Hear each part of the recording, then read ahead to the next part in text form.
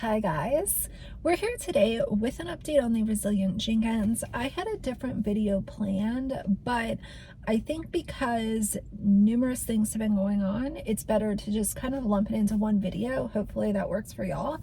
But we're going to go over everything right now. The number one update that I want to talk about is Dumb Drew didn't show up to court. He did not show up to court, and I cannot think of a stupider thing to do, because here's the thing. When you are doing court and you don't show up, guess what's next for Drew? Womp womp. He has a bench warrant. So now Drew will be picked up, and let's just say that he doesn't even have to spend the night in jail. He's still going to be arrested. And when it comes to Steph having all of this content out there and has made it so easy for people to find them and what kind of car they drive, how quickly do you think that Drew Jenkins is going to be picked up by police? I'm going to say it'll happen pretty quickly. So that's what's next for him. What a dum-dum. Would I expect anything more from the ultimate bum, the final boss of bumhood, Drew Jenkins? Would I expect anything else from him? No. But I know he will be picked up very soon. This was where he was supposed to appear. This is the Oregon Judicial Branch, and these were all the hearings that were being held today. So as you can see, his was today, support enforcement, and it was supposed to start at 10:15, but he had to be there at 10 physically. I had to be there at 10. I called in about 9:58 or whatever, and I can tell you that me and a couple of people were sitting in there for an hour. If you was really trying to be nosy and messy, you would know that this exists and that you can actually get on yourself. All I had to do was Google the exact number. I even called my caseworker before I even hopped on, just to clarify, because it says I can or I don't have to, but just to clarify that I didn't have to show up. I left her a voicemail, and I probably won't hear back from her until tomorrow, if anything, because she says on her voicemail, she says she promptly tries to get back to phone calls in the order that they were received.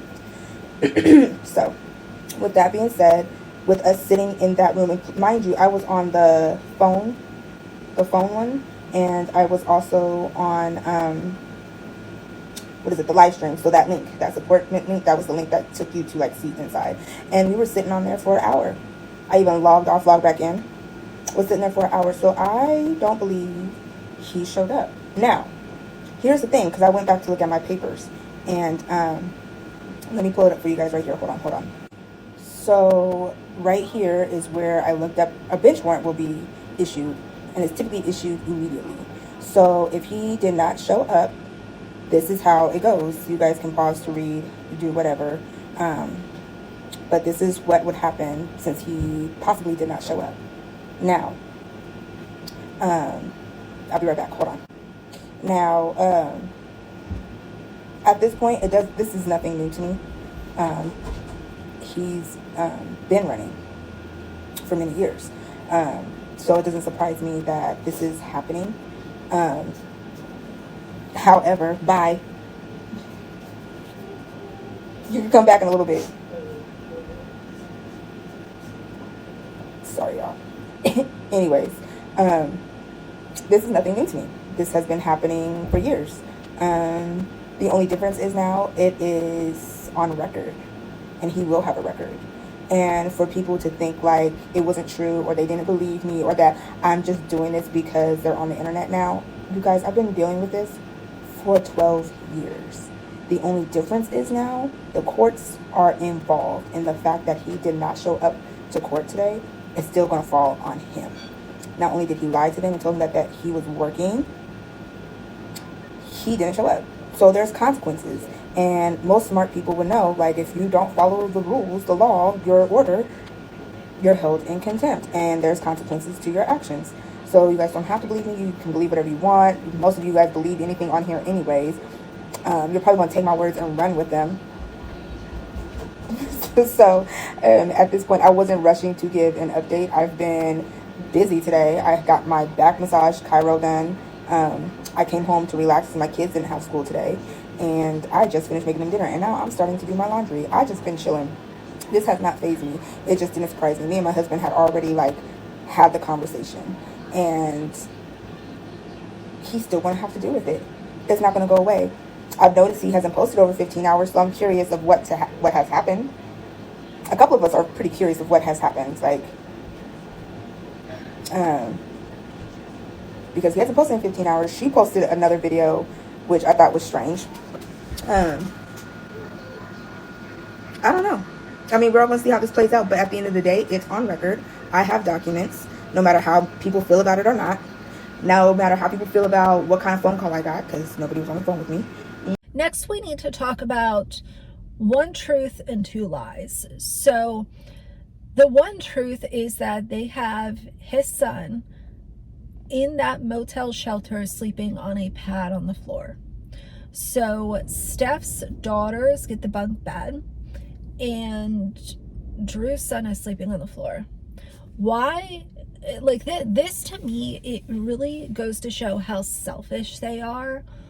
Because any good or even a decent parent would say, you know what, this is not a situation that can physically fit all of these children. We're not meeting these kids' needs. Let me be the bigger person and do what's in the best interest of this boy and allow him to go live with his mother, who has room for him, has been fighting to try to get custody again.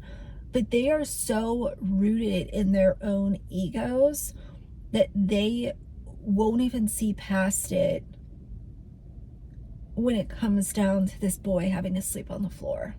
Now, the two lies that we need to talk about as well, it's coming from this account where, okay, so you have Steph's account, you have Drew's account that's new, and then right after Drew's account opened, now you have this Drew backup account. And this backup account posted a couple of things. One, they posted that they had to leave the motel shelter because people were telling on them for cooking and they had to move. They didn't have to move. They're still in that place. Number two, this account also started a rumor that the toddler fell off the bed and they had to go to the hospital. I haven't seen anything from Steph or Drew to confirm that. And I personally, I'm not going to believe that when it's literally just some random account making up something completely random. Don't you think if Steph's child went to the emergency room, don't you think she would be making content off of that to get sympathy and pity? And we haven't heard a peep from her. But y'all tell me how you feel about that. Do you feel like it is his backup account and you're leaning on the side to believe what this account's saying? How do you feel? Again, y'all be just running with anything and everything. This is probably a fake page. Drew made his TikTok and then all of a sudden this backup account is on and anybody that comments that it's fake gets blocked.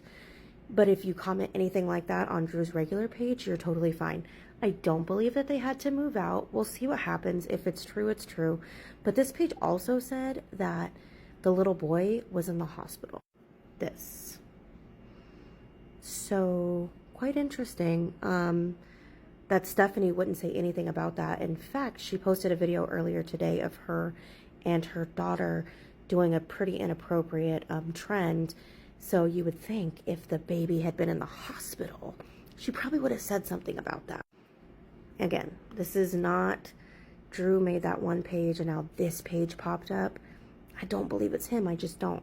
But we'll see what happens. What do you guys think? Do you think this is a legit page or do you think someone's genuinely trolling? She also posted a throwback photo from when she would cover her face because she was scared of the internet trolls. She didn't want the trolls to leave comments about her wrinkles or her double chin or whatever. She had the nerve to say, Well, now I know that it's not my appearance where I get my value from. Okay, Steph, what value do you bring to the table? I know a lot of people want to sit on TikTok, because I've seen it myself, and compliment you for always making sure that your kids are fed. Guess what? When you decide to become a parent, that is the minimum of what you should be doing as a parent. Feed, clothe, house. That's what you signed up for. That's the bottom of the barrel. So I'm not going to sit here and compliment you on feeding your children and cooking for them.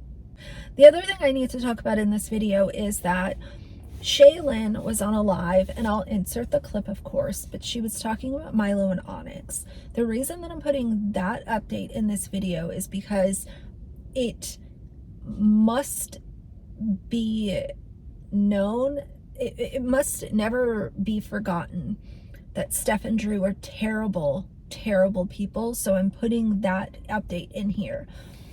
But one of the neighbors did confirm that Steph was allegedly throwing boiling water towards Milo to keep him away from the house. They didn't see her pouring the water directly on the cat, but in order to keep him away from the home and not wanting to come inside, she would pour the water towards that direction. I don't know what kind of sick fuck you have to be to even think that that is okay. I don't know what kind of deranged, gutless asshole you have to be to think that that's a thing that you should even be doing. Like, I'm so far on the other side of this. Like, when I give my dog a bath, I make sure that the water is not too warm, because I don't want him to be uncomfortable. And here you are boiling water to keep an animal away from its home. May you have the day that you deserve, not only now, but for all eternity. They are still trying to get a case brought against Steph and Drew for what they did to Milo. And I want to talk about what Shaylin also said about Onyx. Onyx is missing a part of his tail, and it looks like it either got shut in a door or somehow injured to the point where it broke part of his tail off.